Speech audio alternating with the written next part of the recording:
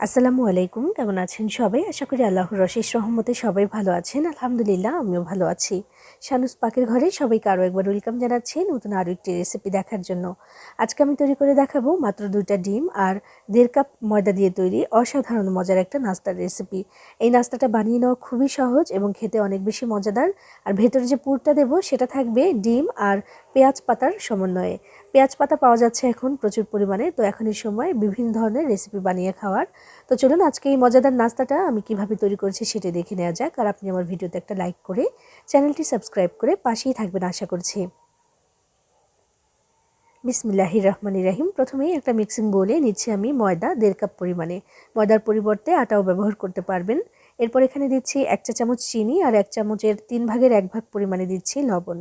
এরপর দিচ্ছি সয়াবিন তেল 1.5 টেবিল চামচ পরিমাণে। হাতের সাহায্যে খুব ভালোভাবে ডলে ডলে আমি একসাথে মিশিয়ে নিচ্ছি সব কিছু। যত ভালো করে মেশানো হবে নাস্তাটাও তত বেশি ভালো হবে।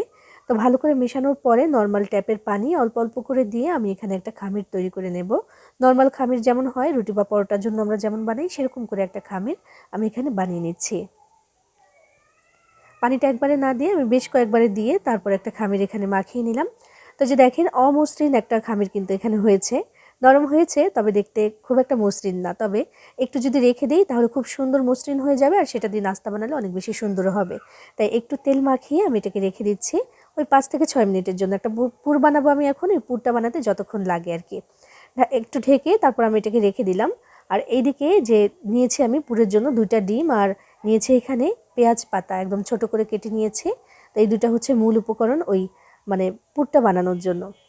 তো এদিকে আমি চুলায় একটা প্যান বসিয়ে দিয়েছি। বিসমিল্লাহির রহমানির রহিম। এখানে আমি দিলাম 1 টেবিল চামচ পরিমাণে সয়াবিন তেল। তেলটা একটু গরম হয়ে গেলে এখানে দিচ্ছি আমি ডিম। 2টা ডিম আগে থেকে ফাটিয়ে নিয়েছিলাম, তো সেটা আমি এখানে দিয়ে দিচ্ছি। এখানে ডিম দুটাকে একটু নেড়েচেড়ে ভেঙে চুরে ভেজে নিতে হবে, ওই স্ক্র্যাম্বলটা যেমন হয় সেরকম করে। একেবারে নির্ভেজাল একটা পুর আমি এখন এখানে বানাবো। খুব বেশি মশলারও ব্যবহার হবে না, তবে এভাবে বানালে খেতে অনেক বেশি মজাদার হয়। ডিমটা যখন এমন করে একদম ভাজা ভাজা হয়ে যাবে, একদম ঝুরি হয়ে গেছে, তখন আমি এখানে দিয়ে দিচ্ছি আগে থেকে কেটে রাখা পেঁয়াজ পাতা। পেঁয়াজ পাতা দিচ্ছি আমি এখানে 3 কাপ পরিমাণে, তবে এটা কিন্তু একদম কমে একটুখানি হয়ে যাবে, কারণ পানি আর পানির মধ্যে এটা একদম কমে যায়। তো এরপর দিচ্ছি এখানে আমি 1 টেবিল চামচ পরিমাণে কাঁচামরিচ কুচি, ঝালের জন্য দিলাম এটা, দিয়ে এবার নাড়াচাড়া করে দিচ্ছি। এই পুর বানানোর জন্য আমি আলাদা কোনো পেঁয়াজের ব্যবহার করছি না, যেহেতু পেঁয়াজ পাতাই দিচ্ছি আমি, তাই পেঁয়াজের ব্যবহারটা আর করলাম না। একেবারে ঝামেলাবিহীন একটা মজাদার পুর আমি এখানে তৈরি করে নিচ্ছি। নাড়াচাড়া করতে করতেই দেখেন একদম কমে একটুখানি হয়ে গেছে, আর ওই যে পানি বের হচ্ছে। তো এখানে একটু লবণ দিয়ে দিলাম আর দিচ্ছি এখানে একটা ম্যাজিক মশলা। এই হচ্ছে আমাদের এই পুরের জন্য মশলা, আর কিচ্ছু ব্যবহার করব না, শুধু ঝালের জন্য একটু কাঁচামরিচ আর লবণ তো অবশ্যই লাগবে, আর এই যে একটা মশলা দিয়েছি আমি ম্যাজিক মশলা। তো এগুলো দিয়ে এবার নাড়াচাড়া করে এই পানিটা শুকিয়ে গেলেই হবে। সেদ্ধ কিন্তু অলরেডি হয়ে গেছে, এটা এত সেদ্ধ হতে তেমন কোনো কিছুরই প্রয়োজন নেই। এটা থেকে যে পানিটা বের হয় বা রস বের হয় সেটা দিয়ে কিন্তু হয়ে যায়। চুলার আঁচটাকে মিডিয়ামে রেখে আমি এটাকে নাড়াচাড়া করে পানিটা শুকিয়ে নিলাম। আর এই টোটাল কাজটা করতে বা পুরটা বানাতে আমার সময় লাগলো এখানে মাত্র 4 থেকে 5 মিনিটের মতো। তো পুরটা হয়ে গেছে, নামিয়ে রেখে দিয়েছি। আর এই যে আমি যে মাখিয়ে রেখেছিলাম ময়দাটা, সেটা দেখেন একদম তুলতুলে হয়ে গেছে। এবার এটাকে আরেকবার একটু মুথে নিতে হবে বা ময়াম করে নিতে হবে। এতেই দেখেন একদম মসৃণ হয়ে গেছে, কত সুন্দর। এবার যে কোনো নাস্তা এটা দিয়ে বানালে এটা কিন্তু সুন্দর হবেই হবে। এবার এটাকে আমি একদম ছোট ছোট করে লেচি কেটে নিয়েছি, একদম ছোট বলতে মিডিয়াম সাইজের বানাচ্ছি আমি। 1.5 কাপ ময়দা নিয়েছিলাম আমি এখানে, আর 5 ভাগে ভাগ করে নিয়েছি। এবার এগুলোকে একটু প্যারার শেপ দিয়ে দিচ্ছি প্রথমে। সবগুলো লেচিকে আমি প্যারার শেপ দিয়ে দিয়েছি, একটা রেখে বাকিগুলোকে ঢেকে রেখে দিলাম যেন শুকিয়ে না যায় বা ড্রাই হয়ে না যায়। এবার আমি একটু ময়দা ছিটিয়ে নিয়ে একটা রুটি বেলে নিচ্ছি, আর এই রুটিটা কিন্তু নর্মাল সাইজের রুটি হবে আর একটু পাতলা হবে। যেহেতু আমি এই যে লেচিটা নিয়েছি বা প্যারাটা নিয়েছি একটু ছোট, তাই রুটিটা যদি নর্মাল সাইজের করি তাহলে একটু পাতলাই কিন্তু হবে। তো একদম সুন্দর করে একটা রুটি আমি এখানে বেলে নিচ্ছি, তেড়াবেঁকা হলেও কোনো সমস্যা নেই, ভাঁজের মধ্যেই চলে যাবে। তো এই যে বেলে নিয়েছি একটা রুটি, এরপর আমি এখানে দিয়ে দিব যে পুর বানিয়ে রেখেছিলাম সেটা। পুরটা কিন্তু খুবই মজাদার হয়েছে, মশলা ছাড়া একেবারেই সুন্দর একটা পুর হয়েছে, খেতে অনেক বেশি মজাদার। এইভাবে বানিয়ে কিন্তু রুটি দিয়েও খেতে পারবেন। তো এখানে আমি বেশ কিছুটা পুর মাঝখানে দিয়ে একটু চারকোনা শেপ দিয়ে দিলাম, যেহেতু চারকোনা হবে নাস্তাটা।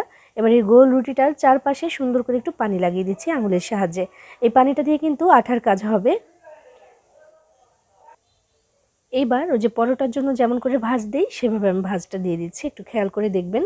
একটু চেপে চেপে কিন্তু আটকে দেওয়ার চেষ্টা করছি। এরপর এই যে বাড়তি অংশগুলো যে দুইটা পাশে এখানে কিন্তু পানি লাগানো হয়নি, তো এখানে একটু পানি লাগিয়ে দিচ্ছি যেন কোনোভাবেই খুলে না আসে। দিয়ে এবার যে ভাঁজটা দিয়ে দিচ্ছি, একেবারে সহজ একটা ভাঁজ, যেমন আমরা পরোটার জন্য করি ঠিক তেমন, তবে খেতে কিন্তু খুবই মজাদার হয় পুরটার জন্য। আর এই যে দেখেন সুন্দর করে কিন্তু বানিয়ে নিয়েছি। একইভাবে এখন সবগুলোকে বানিয়ে দেখাচ্ছি। সবগুলো বানিয়ে নিয়েছি, মানে পাঁচটা লিচি হয়েছিল, তো 5টা নাস্তা হয়েছে এখানে। তো এগুলোকে এখন ভাজার জন্য চলে যাব। আর ভাজতে কিন্তু খুব একটা তেলও লাগবে না, অল্প তেলেই হয়ে যাবে।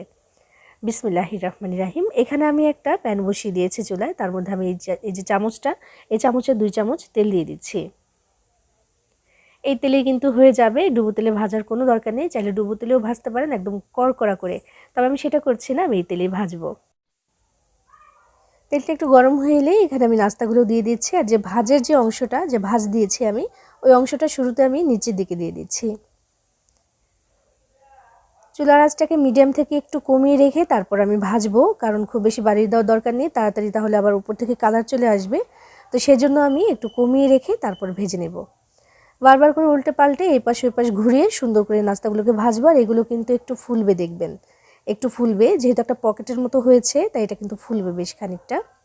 একদম ঘুরিয়ে ঘাড়িয়ে সুন্দর করে আমি ভেজে নিচ্ছি, তবে খেয়াল রাখতে হবে যেন পুড়ে না যায়। চুলার আঁচটাকে খুব একটা বাড়িয়ে দিবেন না, একটু কমিয়ে রেখে তারপর ভাজবেন এই নাস্তাটা। তো দেখতে পাচ্ছেন আমি প্রথমবারের মতো উল্টে দিচ্ছি। মাশাআল্লাহ সুন্দর একটা কালার কিন্তু এসেছে এই পাশটাতে। পরোটার মতোই হয়, ওই যে পরোটা যেমন করে আমরা বানাই ভিতরে কোনো ফিলিং দিয়ে, সেরকমই হয়, তবে সাইজে ছোট। খেতে ভীষণ মজাদার হয়। বাচ্চাদেরকে স্কুলের টিফিনেও কিন্তু এটা বানিয়ে দিয়ে দিতে পারবেন, ওরা কিন্তু পছন্দ করেই খাবে। সকাল বিকেলে নাস্তার জন্য ঝটপট করে বানিয়ে নিতে পারবেন, একদম সহজ একটা নাস্তা। তো দেখেন কথা বলতে বলতে আমি এগুলোকে কিন্তু ভেজে নিচ্ছি। আর মাশাআল্লাহ কত ফুলেছে, কত সুন্দর লাগছে না, একেবারে বালিশ বালিশ একটা ব্যাপার। তো এগুলো কিন্তু কথা বলতে বলতে আমি ভেজে নিয়েছি। এবার চুলা থেকে এগুলোকে নামিয়ে নিচ্ছি। আরও একটা বাকি আছে, ওইটাকে এখন ভেজে নেব।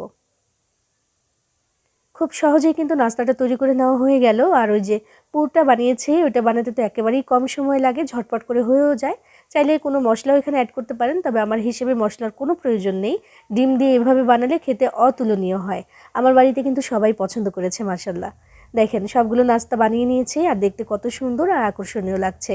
এভাবে কিন্তু আপনিও চাইলে বানিয়ে নিতে পারেন। একটা নাস্তা দেখেন আমি ভেঙে দেখাচ্ছি যে কতটা সুন্দর হয়েছে ভেতরটা। শুধু দেখতেই সুন্দর না, খেতেও কিন্তু অনেক অনেক অনেক বেশি মজার হয়েছে। বানিয়ে খেয়ে দেখবেন, ভালো লাগবে ইনশাআল্লাহ। সবাই ভালো থাকবেন, সবার জন্য সবাই দোয়া করবেন। আল্লাহ হাফিজ।